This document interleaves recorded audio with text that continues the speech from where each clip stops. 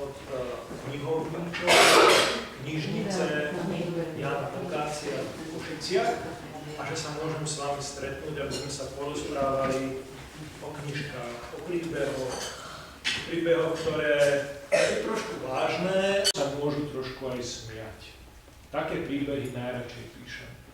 Také príbehy nájdete potom aj v knižkách Tvrdohlavý barán, alebo Škola za rohom, nezbedý školáka Šuška. To sú všetko knižočky určené pre vašu vekovú kategóriu, pre deti do 10 rokov, povedzme. A veľmi mi to robí dobre, že takéto príbehy môžem písať, pretože viem, že tie moje knižky potom vy budete čítať. Lebo pre spisovateľa nie je nič horšie, ako keď sa jeho knižky nepožičiavajú v knižniciach, nekupujú v knihkupectvách, potom je ten spisovateľ smutný, že sa mu nedaria tie jeho príbehy.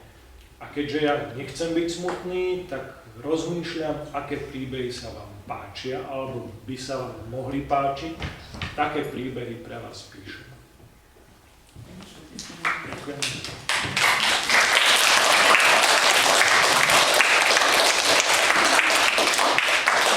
Keďže vás som nedočkáva, tak ja dám aj vám priestor na otázky, ale by som sa chcela opýtať prvá pána spisovateľa. Vy zatiaľ porozmýšľajte, čo vás bude zaujímať. Máte také úžasne krásne meno Brat. Ako sa vám s ním žije? Výborne. Musím vám povedať, že so svojím priezviskom zažívam celý život pekné, ale aj smiešné chvíle, ale nikdy nie nejaké škaredé alebo nepríjemné. Práve naopak. Veď byť bratom každému z vás je naozaj také veľmi príjemné. Keď som bol vo vašom veku, tak sa môj otec spýtal: Romanko, dám ti hádanku. Otec a syn a predsa sú bratia. Kto to je? A ja som rozmýšľal. Otec a syn. Ako otec a syn môžu byť bratia? Hovorím, neviem. A on hovorí, no to sme predsa my dvaja.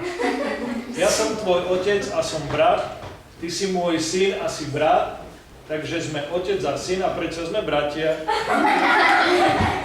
A to som si zapamätal na celý život a celý život sa teším zo svojho priezviska, pretože znamená to, že som každému bratom a všetci ľudia raz budú bratia.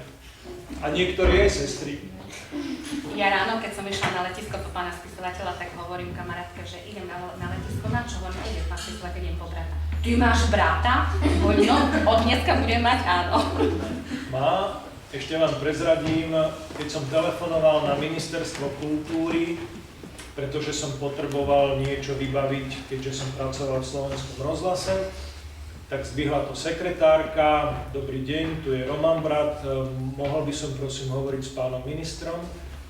A tá sekretárka pána ministra povedala, pán minister, brat vás volá. Prišiel pán minister, zdvihol slúchadlo na opačnom konci a hovorí, servus Karol. A ja hovorím, pán minister, tu nie je Karol, tu je Roman Brat. Takže zažívam kadejaké smiešné situácie so svojím priezviskom, aby ste vedeli, že to priezvisko je nielen pekné, ale niekedy naozaj smiešné.